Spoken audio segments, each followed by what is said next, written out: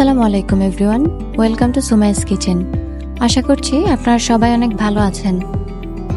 আজকে আমি আপনাদেরকে পারফেক্ট ফ্রেঞ্চ ফ্রাই বানিয়ে দেখাবো। ফ্রেঞ্চ ফ্রাই তৈরির জন্য আমি এখানে মিডিয়াম সাইজের এরকম 4টি আলু নিয়ে নিয়েছি। এবার এগুলোকে আমি কেটে নেব। আমি আলুগুলো কেটে নিয়েছি,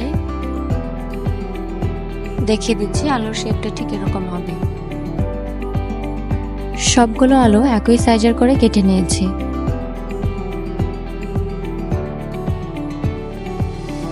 এবার কেটে রাখা আলুগুলো ধুয়ে নিতে হবে। আমি আলুগুলো ধুয়ে নিচ্ছি। এভাবে 2 থেকে 3 বার আমি আলুগুলোকে ভালোভাবে ধুয়ে নিব। দেখুন, আমি আলুগুলোকে আবারও ধুয়ে নিচ্ছি। এভাবে করে আমি 3 বার ধুয়ে নিয়েছিলাম। ধোয়া হয়ে গেলে আলুগুলোকে আমি এভাবে 2 থেকে 3 মিনিট ভিজিয়ে রাখবো।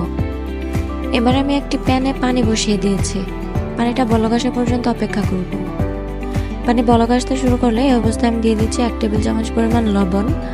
লবণটা একটু নেড়ে মিশিয়ে দিচ্ছি।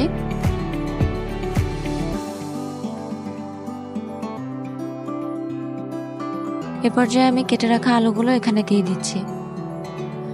আলুগুলোকে এভাবে আমি 2 মিনিটের মতো সেদ্ধ করে নেব।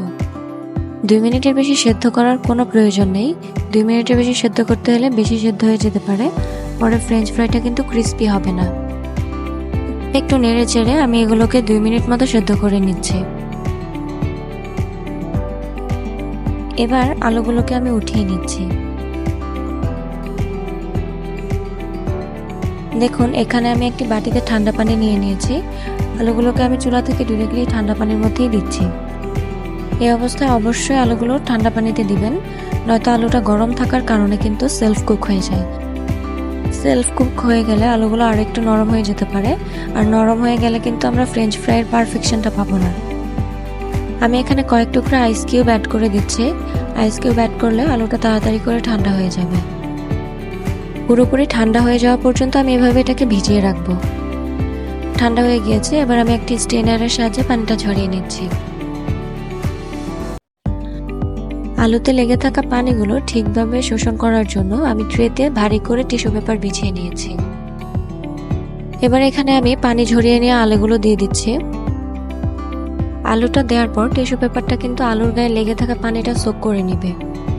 আমি আলুটাকে একটু ছড়িয়ে দিয়ে এভাবে ফ্যানের নিচে 20 মিনিট সময় পর্যন্ত রেখে দেব, তাহলে আলুটা পুরোপুরিভাবে শুকিয়ে যাবে। 20 মিনিট পর চলে আসলাম। দেখুন, পানিটা কিন্তু পুরোপুরি শুকিয়ে গেছে। এবার আমরা এটাকে ভেজে নিব। ফ্রেঞ্চ ফ্রাই ভাজার জন্য আমি প্যানে পর্যাপ্ত পরিমাণে তেল দিয়ে নিয়েছি। তেলটা গরম হয়ে এলে এখানে আমি আলু দিয়ে দিব। একেবারে সবগুলো আলু ভাজতে যাবেন না, একেবারে ভাজতে গেলে কিন্তু আলু ভেঙে যেতে পারে, তাই অল্প অল্প পরিমাণ করে ভিজে নেবেন।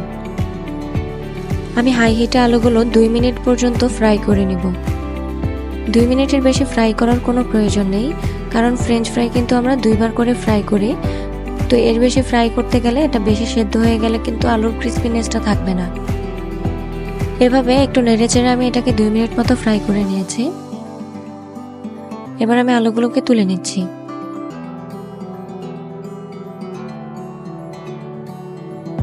একইভাবে আমি বাকি আলুগুলো ফ্রাই করে নিব।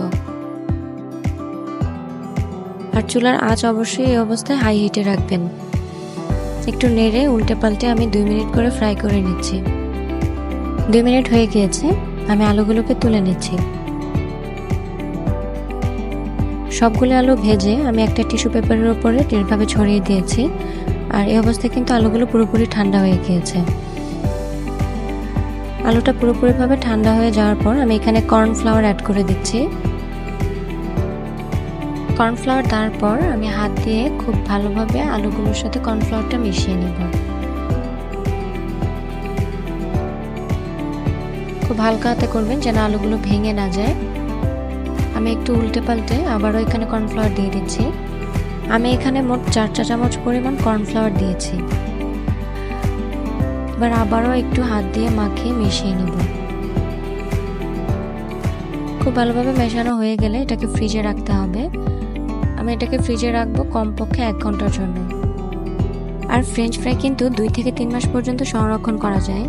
আপনারা যদি সংরক্ষণ করতে চান তাহলে একই পদ্ধতিতে এভাবে আলুগুলোকে কোনো একটি জিপ করা ব্যাগে অথবা বক্সে রেখে 2 থেকে 3 মাস পর্যন্ত সংরক্ষণ করতে পারবেন। আলুটা মাখানো হয়ে গিয়েছে, এবার আমি এটাকে ডিপ ফ্রিজে 1 ঘন্টার জন্য রেখে দিব। 1 ঘন্টা পরে দেখুন বের করে নিয়েছি। এবার আলুগুলোকে আমি সেকেন্ড টাইম ফ্রাই করে নিচ্ছি। অল্প অল্প পরিমাণে ফ্রাই করে নেবেন, আর চুলার আঁচ অবশ্যই হাই হিটে থাকবে এবং হাই হিটে আমি 2 মিনিট মতো ফ্রাই করে নিচ্ছি। আলুগুলোকে একটু উল্টে পাল্টে দিতে হবে যেন সব দিকে সমানভাবে ভাজা হয়। আমি 2 মিনিট পর্যন্ত ভেজে নিয়েছি, এবার আলুগুলোকে আমি তুলে নেব। বাকি আলুগুলো আমি সেম ওয়েতে ভেজে নিচ্ছি।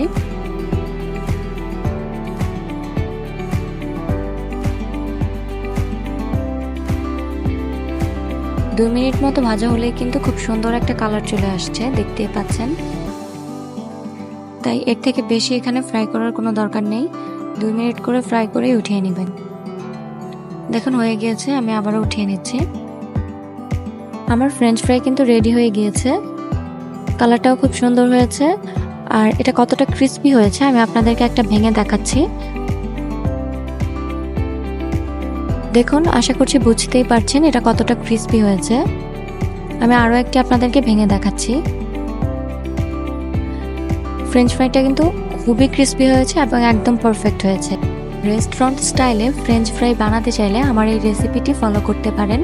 আশা করছি আপনারাও খুব সহজেই পারফেক্ট ফ্রেঞ্চ ফ্রাই তৈরি করতে পারবেন। আমার আজকের রেসিপিটি কেমন লেগেছে কমেন্ট বক্সে জানাবেন এবং আমার চ্যানেলটি সাবস্ক্রাইব করে পাশে থাকা বেল আইকনটি বাজিয়ে দিবেন।